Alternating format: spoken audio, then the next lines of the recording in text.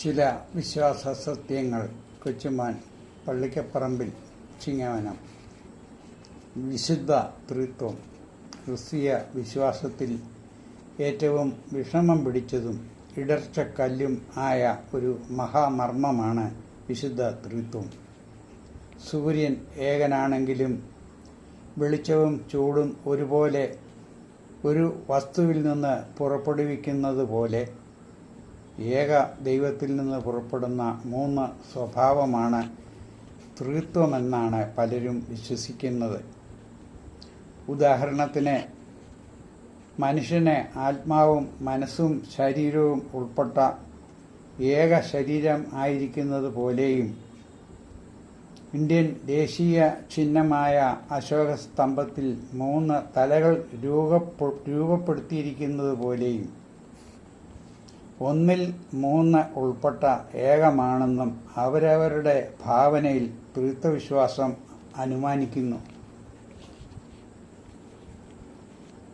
എന്നാൽ ഇത് ഒരു മർമ്മമാണ്. ഒരു മർമ്മം എന്നാൽ അത് ഒരു രഹസ്യം എന്നാണ്. അത് ഉണ്ടെന്ന് നമുക്കറിയുകയും അത് എന്താണെന്ന് അറിയാൻ പാടില്ലാത്തതും ആകുന്നു മർമ്മം. എന്നാൽ ദൈവം ആളത്വത്തിൽ 3 ആണെന്നുള്ളതാണ് സഭയുടെ സത്യവിശ്വാസം. ദൈവം സ്നേഹം ആകുന്നു. സ്നേഹത്തിൽ അവർ ത്രിമൂർത്തികൾ മുപ്പുരിച്ചരടുപോലെ ഉറപ്പും ബലവത്തുമാണ്. ലോകത്ത് ഒന്നിനും അവരെ ഭിന്നിപ്പിക്കുവാൻ സാധ്യമല്ലാത്തതിനാലാണ് എന്നെ കണ്ടവൻ പിതാവിനെ കണ്ടിരിക്കുന്നു, ഞാനും പിതാവും ഒന്നായിരിക്കുന്നത് പോലെ നിങ്ങളും തമ്മിൽ സ്നേഹത്തിൽ ഒന്നായിരിക്കണമെന്ന ഉപദേശം നൽകിയത്. ഈ വചനം പലർക്കും ഇടർച്ചക്കല്ലായി ഭവിച്ചു. പിതാവ് തന്നെയാണ് പുത്രനായി മനുഷ്യാവതാരം ചെയ്തത് എന്ന ദുരുപദേശം ചിലർ പ്രചരിപ്പിക്കുന്നുണ്ട്. അവരിൽ പ്രധാനികൾ യഹോവസാക്ഷികൾ എന്ന സഭയാണ്. ത്രിത്വസത്യം മനസ്സിലാക്കാനായി നമുക്ക് ഒരു ഉപമയിൽ കൂടി അത് ചിന്തിക്കാം. 3 പങ്കാളികൾ ചേർന്ന് ഒരു ചിട്ടിപ്രസ്ഥാനം ആരംഭിക്കുന്നതായി സങ്കല്പിക്കുക. മൂവരും ഒരുപോലെ ചിട്ടിത്തലയാളന്മാരാണ്. മൂവരും ഉടമസ്ഥതയിലും പദവിയിലും തുല്യ അവകാശികളാണ്. അതുപോലെ ദൈവം തൻ്റെ പദ്ധതിയുടെ ആരംഭത്തിൽ മനുഷ്യനെ സൃഷ്ടിക്കുമ്പോൾ മൂവരും ചേർന്ന് ആരംഭിക്കുന്നതിനെപ്പറ്റി ദൈവവചനം നമുക്ക് വിശകലനം ചെയ്യാം. ദൈവം തൻ്റെ പദ്ധതിയുടെ ആരംഭത്തിൽ ആകാശവും ഭൂമിയും സൂര്യനും ചന്ദ്രനും നക്ഷത്രങ്ങളും സമുദ്രവും പർവ്വതങ്ങളും എല്ലാം നിർമ്മിക്കുമ്പോൾ യേശുവും ഉൾപ്പെട്ടിരുന്നു. സദൃശവാക്യങ്ങൾ 8:22. പല ബൈബിളിലും യേശുവിനെ അപ്പോൾ സൃഷ്ടിച്ചു എന്നാണ് കാണുന്നത്. എന്നാൽ ഈ ഭാഗം ഇംഗ്ലണ്ടിലെ king James II London Cambridge university പ്രസിൽ അച്ചടിച്ച് പ്രസിദ്ധീകരിച്ച ബൈബിളിൽ യേശുവിനെ പൊസസ്ഡ് ഉൾപ്പെടുത്തിയെന്ന ശരിയായ തർജ്ജിമയാണ്. ക്രിയേറ്റഡ് സൃഷ്ടിച്ചുവെന്ന അല്ല.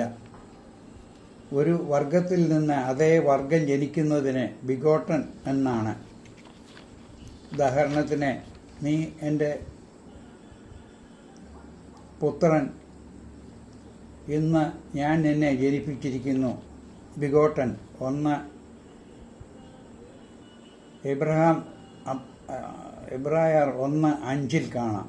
അതുപോലെ ആദാമിൽ നിന്ന് കായൻ ജനിച്ചു എന്നതിന് ബിഗോട്ടൻ എന്ന പദമാണ് കാണുന്നത്.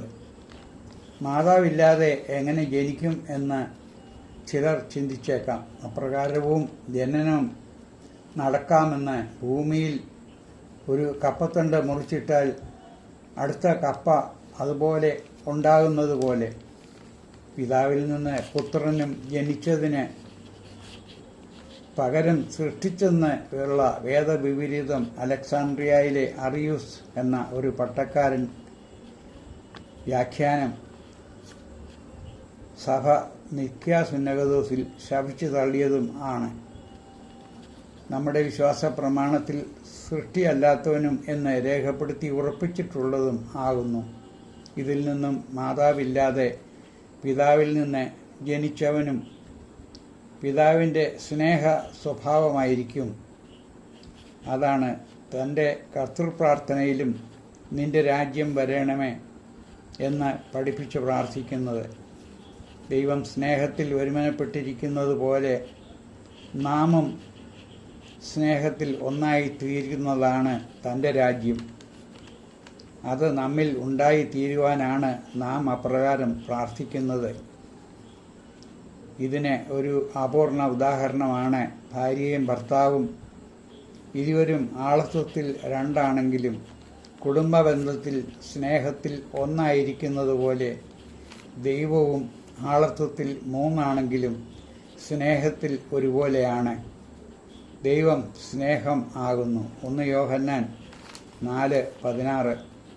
വചന അടിസ്ഥാനത്തിൽ യേശുവിൻ്റെ ദൈവത്തെപ്പറ്റിയുള്ള പഠനം നമുക്ക് ശ്രദ്ധിക്കാം.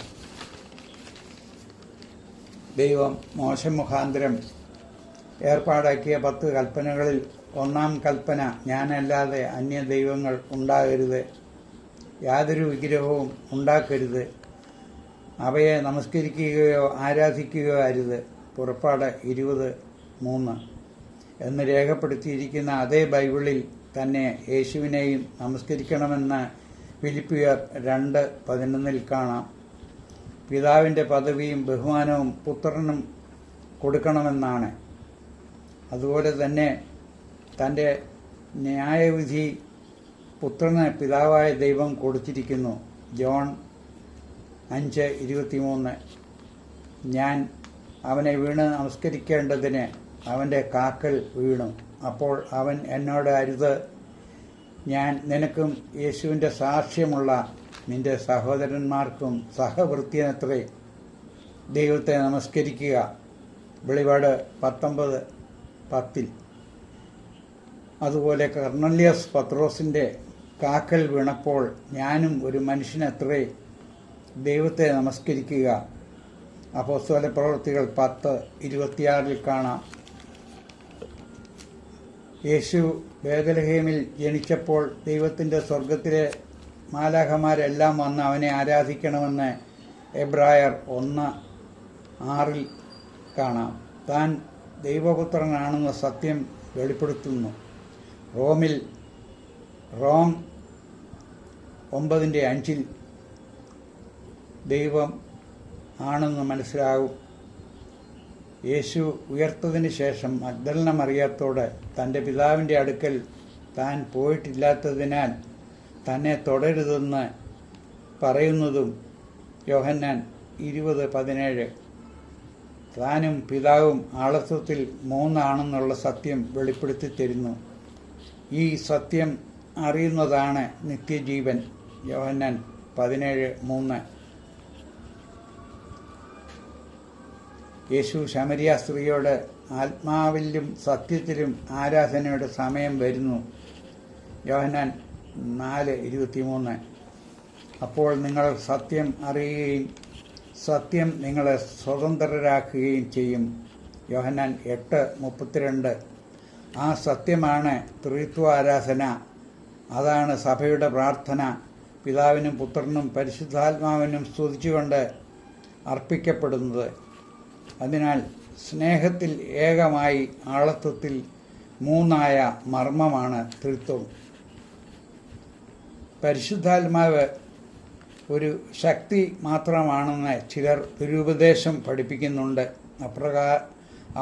അബ്രഹാം തൻ്റെ പുത്രനായ ഇസഹാക്കിനെ മണവാട്ടിയെ കാണാൻ തൻ്റെ കാര്യസ്ഥനായ ഏലിയാസറിനെ അയച്ചതുപോലെ യേശു പോയ ശേഷം മറ്റൊരു കാര്യസ്ഥനെ അയക്കും. അവൻ എന്നേക്കും നിങ്ങളോട് ഇരിക്കേണ്ടതിന് നിങ്ങൾക്ക് തരും. യോഹന്നാൻ 14:16. അവൻ വന്ന് പാപത്തെക്കുറിച്ചും നീതിയെക്കുറിച്ചും ബോധ്യം വരുത്തും. യോഹന്നാൻ 16:8. അവൻ എന്ന് പറഞ്ഞിരിക്കുന്നതിനാൽ ഒരു ശക്തിയല്ല, വ്യക്തിയാണെന്ന സത്യം നമുക്ക് തരുന്നു. നമ്മുടെ സഭയുടെ വിശ്വാസ പ്രമാണത്തിൽ സകലത്തെയും ജീവിപ്പിക്കുന്ന കർത്താവും പിതാവിൽ നിന്ന് പുറപ്പെട്ട പിതാവിനോടും പുത്രനോടും കൂടെ വന്ദിക്കപ്പെടുന്നവൻ, ദൈവത്തിൻ്റെ സകല സ്തുതിക്കും യോഗ്യനായവൻ, ദൈവത്തിന് തുല്യനായവൻ ഒരു ശക്തിയല്ല, ദൈവമാണ്. അതിനാൽ ദൈവം മൂന്നാളത്വത്തിൽ വസിക്കുന്നു. നാലാമത് ഒരാൾ ദൈവത്തിൽ ഇല്ലെന്നുള്ളതാണ് സത്യ ആരാധന സാക്ഷ്യപ്പെടുത്തുന്നത്. ഈ ആരാധനയ്ക്ക് നമുക്ക് അനുഗ്രഹങ്ങൾ ഇടവരുത്തുവാൻ ഇടയാകട്ടെ എന്ന് ആശംസിക്കുന്നു. May God bless you. Thank you.